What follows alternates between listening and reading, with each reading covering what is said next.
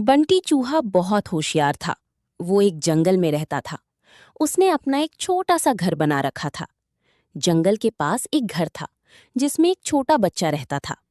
उस बच्चे के पास एक जोड़ी बड़े बूट थे, लेकिन अब वे उसके छोटे हो गए थे, इसलिए उसने उन्हें फेंक दिया।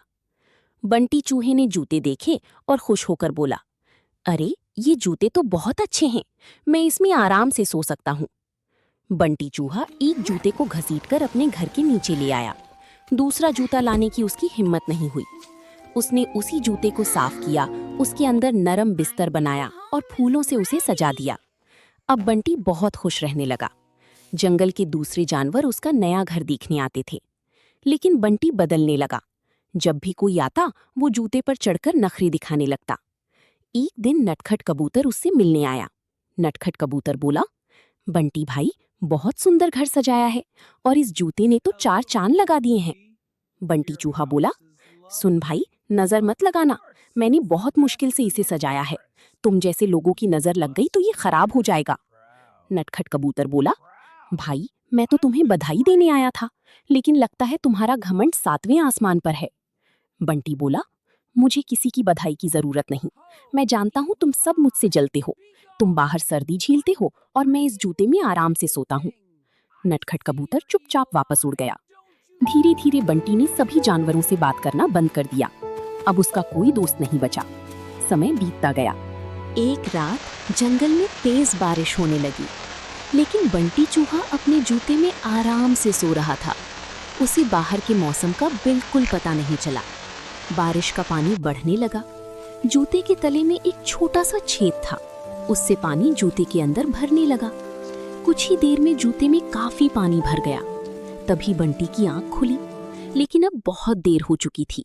पानी लगातार बढ़ रहा था। बंटी डर गया। वो जोर जोर से चिल्लाने लगा, बचाओ, कोई मुझे बचाओ। लेकिन बारिश की तेज आवाज में कोई उसकी आवाज नहीं सुन पा रहा था। बंटी को लगा कि अब वो बच नहीं पाएगा। वो उछल उछल कर बाहर निकलने की कोशिश करने लगा, लेकिन जूता इतना लंबा था कि वो बाहर नहीं निकल पा रहा था। उधर थोड़ी दूर एक घोंसले में नटखट कबूतर अपने बच्चों के साथ बैठा था। उसे किसी के चिल्लाने की आवाज सुनाई दी। वो बोला, बच्चों, लगता है कोई मुसीबत में है। वो तुरंत बाहर निकला।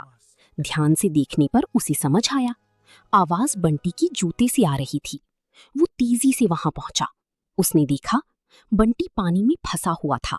बंटी बोला, कबूतर भाई, मुझे बचा लो, मैं मर जाऊंगा। नटखट कबूतर बोला, क्यों, तुम्हें तो इस जूते के अलावा किसी की जरूरत नहीं थी। बंटी रोते हुए बोला, भैया, मुझे बचा लो, मुझसे गलती हो गई, मैं घमंड में आ गया था। ये सुनकर कबूतर उसे अपनी चोंच से पकड़कर बाहर खींचने लगा, लेकिन बंटी भारी था। कबूतर अकेले उसे नहीं निकाल पाया। वो बोला, रुको, मैं मदद लेकर आता हूँ। वो जंगल गया, लेकिन कई जानवर मदद करने से मना कर देते हैं। तभी रास्ते में उसे कालू कौवा मिलता है। कालू तुरंत मदद के लिए तैयार हो गया।